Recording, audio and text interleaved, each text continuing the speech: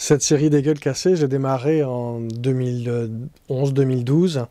Voilà, c'est quelque chose qui me tenait à cœur depuis pas mal de temps, parce qu'en fait, le dernier poilu français était déjà décédé il y a quelques mois à ce moment-là, et que je sors d'une famille de militaires, et mon père a toujours dit que la mémoire était très importante, que ceux qui avaient vécu la dernière guerre mondiale, le jour où ces gens-là seront morts, les gens seront tentés de recommencer parce que maintenant la guerre ça se fait par vidéo et que ça fait même pas mal.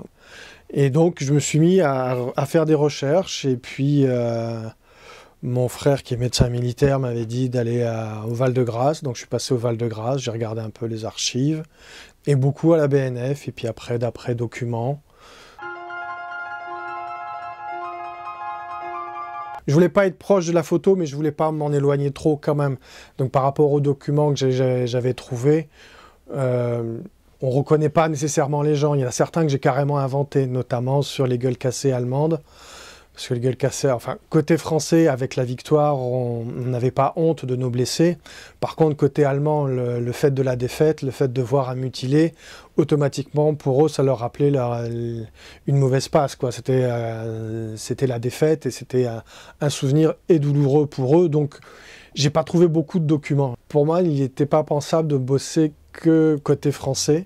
C'était important d'avoir les gueules cassées des deux côtés, parce que si je bossais que du côté français, que de mon côté, j'avais l'impression d'être partisan à nouveau et de relancer des vieilles querelles. Voilà. Donc, c'est-à-dire, moi, je voulais vraiment associer les frères de misère dans leur douleur. En fait, les portraits sont réalisés sur calque. C'est fait au stylo bic et au crayon. Je travaille recto verso sur le calque pour donner des effets de profondeur. Et après, je voulais froisser le calque pour leur donner un petit peu une sorte de mouvement, une sorte de vie, de sursaut. Et je voulais aussi que ça soit un peu comme dans les ex-voto qu'on peut voir qu'on voyait dans certaines églises, parce que maintenant ils ont tous été planqués. Ce sont on appelle ça aussi des dioramas. C'est des choses qui sont en relief. Donc je voulais faire ça dans une boîte. J'aime beaucoup le travail de Murnau et au niveau cinématographique, et je voulais qu'il y ait des ombres et qu'il se passe des choses aussi, et qu'on puisse voir d'un côté ou d'un autre et bouger un petit peu. Pour les gueules cassées, je voulais à tout prix trouver un bouquin, je voulais pas trouver un bouquin nationaliste complètement partisan. Et le feu justement d'Henri Barbusse, c'est un réquisitoire contre la guerre.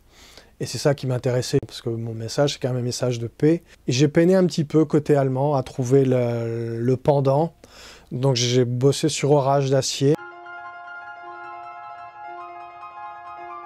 La série à l'Ouest, rien de nouveau, c'est un peu le complément. Parce qu'en fait, c'est mes boulots sur les gueules cassées, je les montre rarement un par un. Donc à chaque coup, c'est souvent un ensemble. Il faut que ça soit pris dans un ensemble. Il faut qu'il y en ait minimum 6 ou 9 pour qu'il y ait vraiment l'idée de série et puis l'idée une sorte de continuité, quoi. Ça n'a pas été un cas isolé, quoi. Ils ont été très nombreux comme ça.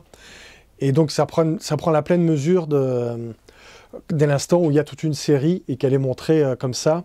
Et en plus, en dessous, j'en montrais un paysage. Je voulais pas en mettre beaucoup. C'est juste pour rappeler en fait que ça a été aussi au niveau des paysages la même chose. Dès l'instant où on voit des arbres, des forêts qui sont complètement hachées et puis des paysages lunaires, voilà, on se dit comment ils ont survécu là-dedans.